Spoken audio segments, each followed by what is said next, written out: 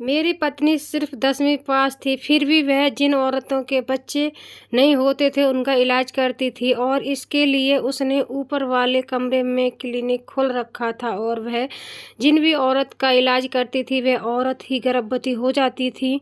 मैं नीचे काउंटर पर काम करता था। उसने मुझे ऊपर जाने से मना किया हुआ था, कहा था कि तुम ऊपर बिल्कुल नहीं जाओगे क्योंकि ऊपर औरतों का इलाज होता है।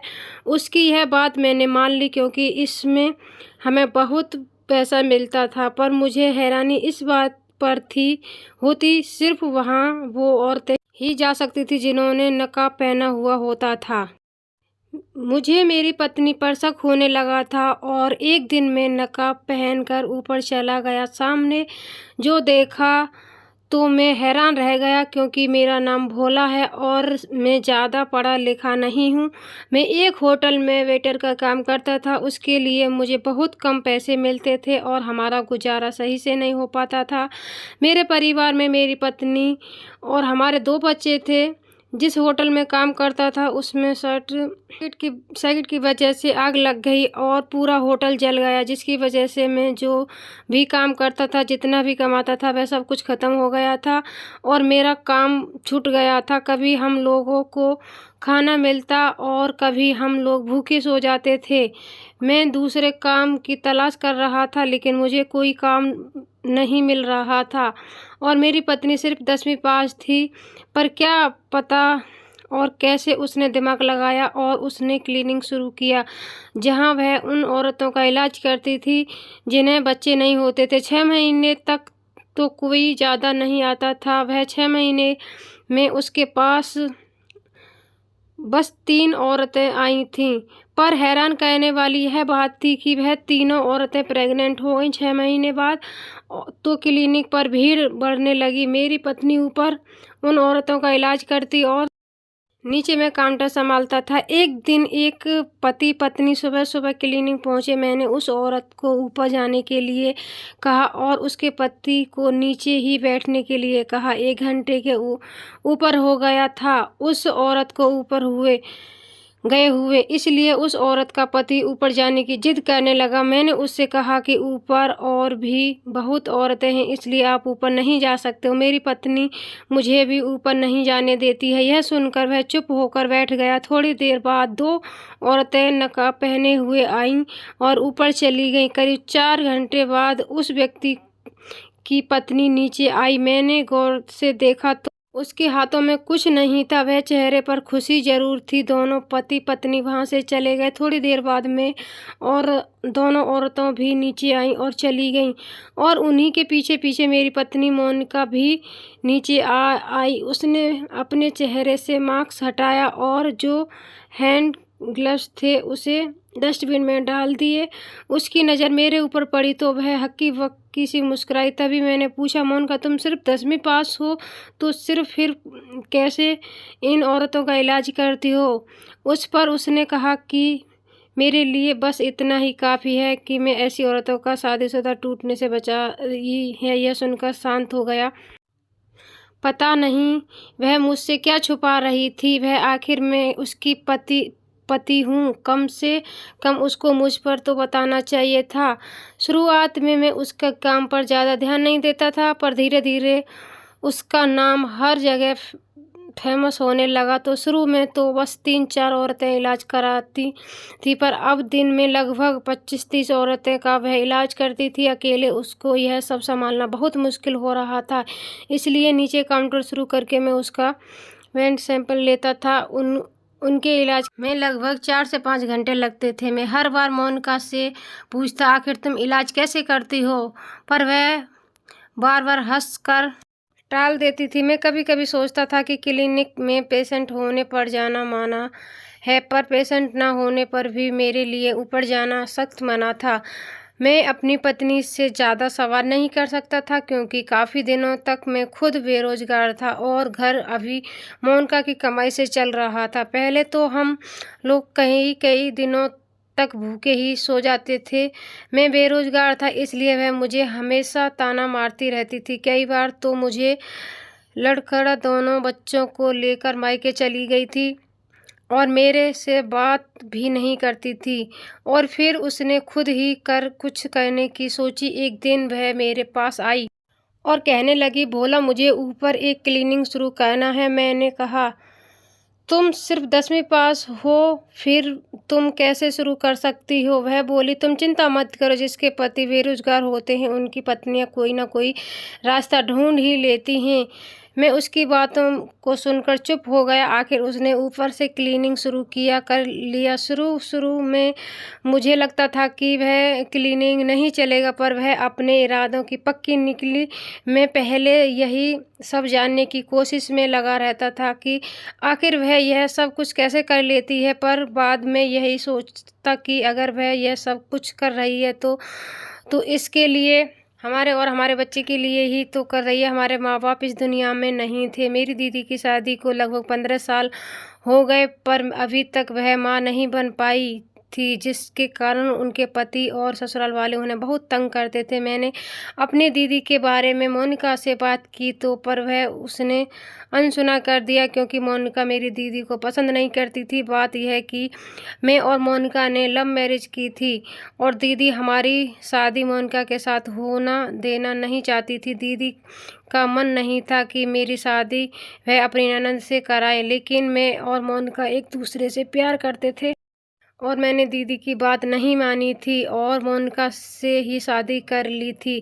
तभी से दीदी और मोनिका एक दूसरे को देखना भी पसंद नहीं करते थे। शायद इसलिए मोनिका दीदी का इलाज करने के लिए बिल्कुल भी तैयार नहीं थी। मोनिका के क्लिनिक बहुत अच्छे से चल रहा था। अब हमारे पास काफ़ी पैसे आ गए थे, पर हमेशा यही सोचता था कि आखिर उनका कैसा इलाज करती है। ये जानने के लिए मैं बहुत परेशान रहने लगा था। एक दिन एक आदमी आया।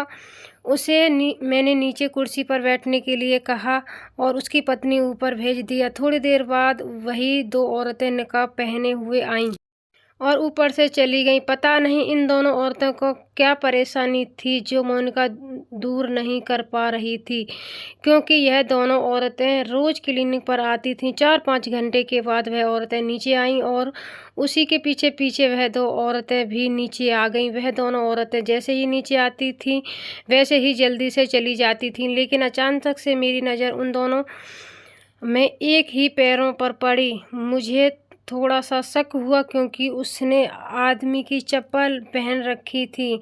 मैंने उससे कहा, आप दोनों यहाँ कई दिनों से आ रही हैं, आपकी जो कोई दिक्कत है वह दूर हुई या नहीं?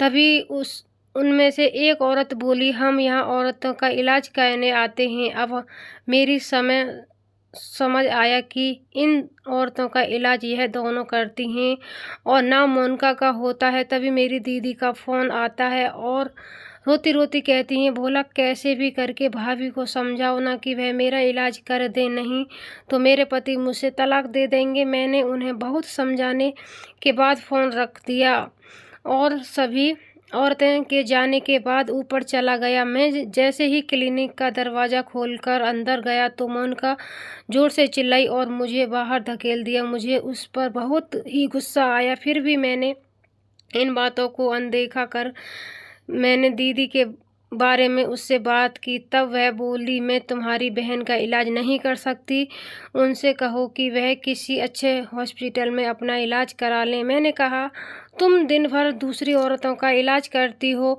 और मेरी दीदी का इलाज क्यों नहीं करोगे? वह बिना कुछ बोले हंसकर वहाँ से चली गई। इस बात को लेकर हम दोनों में कई दिनों तक बातचीत बंद थी, लेकिन उसे कोई फ़र्क नहीं पड़ रहा, क्योंकि वह पैसे जो कमाने लगी थी उसकी नज़र में अब मैं बढ़कर पैसा था। कुछ दिनों बाद दीदी रोती रोती घर आ गई और कहने लगी कि भोला कुछ भी करो, लेकिन मोनिका देखो को मनाओ मेरा इलाज करने के लिए। आज मेरे पति और सास ने मुझे बांझ कहकर घर से निकाल दिया है। यह सब मोनिका सुन रही थी, पर उस पर इन बातों का कोई असर नहीं हुआ। मैं और दीदी ने मोनिका के सामने हाथ जोड़कर कहा कि दीदी ने जो कुछ भी तुम्हारे साथ किया उसे के लिए उन्हें माफ़ कर दो, पर उनका इलाज कर दो, क्योंकि दीदी के पति और सास ने घर से निकाल दिया है। अब वह लोग दीदी को अपने घर में नहीं रखेंगे तो कोई बात नहीं, हम दीदी का दूसरी शादी करवा देंगे, पर वह मोन का इलाज नहीं कर सकती हूँ, मोनिका ने कहा। मैं हैरानी से उसकी तरफ देखा जा रहा था। अब मुझे मोनिका पर बहुत गुस्सा आ रहा था और मुझे यह भी पता करना था कि उसने दीदी का इलाज क्यों नहीं किया है। अब तो दीदी मोनिका और भी ज़्यादा तिरस्कार करने लगी थी। भोला मोनिका ने मेरा इलाज क्यों नहीं किया, और वह उस पर नज़र भी रखने लगी। मैंने कहा, दीदी यह बात मेरी ही समझ नहीं आ रही है। नहीं भोला, कोई तो बात है। उसने मेरा इलाज नहीं किया है मतलब दाल में कुछ काला है। वह लोगों का इलाज नहीं करती हैं, बिल्कुल भी मुझे धोखा दे रही है। पर तुम्हारी आंखों पर तो पट्टी बंधी हुई है। इसके क्लिनिक में जो दो औरतें रोज नकाब पहने हुए आती हैं, वह औरत नहीं आदमी है। जब भी कोई औरत इलाज कराने आती है तो वह काउंटर पर उसका ब्लड सैंपल लेते हैं, तभी वह दोनों औरतें आती हैं। वह दोनों आदमी जरूर मोनिका कोई बड़ा खेल खेल रही है। दीदी ने जो कुछ बताया था उसको सुनने के बाद मेरे मन में भी शक आया था। मैंने दीदी से कहा कि कल हम दोनों नकाब पहनकर ऊपर क्लिनिक में जाएंगे। दूसरे दिन एक औरत नकाब पहने हुए आई। मैंने उसे ऊपर जाने के लिए कहा और उसके पति को नीचे बैठने के लिए कहा। उतने में ही मोनिका को फ़ोन कर बुला कर लिया और हम दोनों नकाब पहन ऊपर पहुंच गए। मोनिका क्लिनिक बहुत ही बड़ा और बहुत सुंदर था। इलाज के लिए आई हुई बहुत सारी औरतें बैठी हुई थी। जब हम दोनों अंदर गए तो मोनिका को लगा कि हम दोनों वही औरतें हैं जो इलाज करने के लिए आई हैं। मोनिका बोली, अच्छा हुआ कि तुम दोनों आज जल्दी से आ गई। यह फाइल लो और इसका नाम लिखो। इसका ब्लड ग्रुप में पॉजिटिव है और इस पॉजिटिव वाला ही बच्चा दो। यह सुनकर हम दोनों ने अपने चेहरे पर से नकाब हटाया। हमें देखकर मोनिका डर गई, कांपने लगी। मैंने कहा, अब तो तुम्हें बताना ही पड़ेगा कि आखिर तुम क्या और कैसा इलाज कर।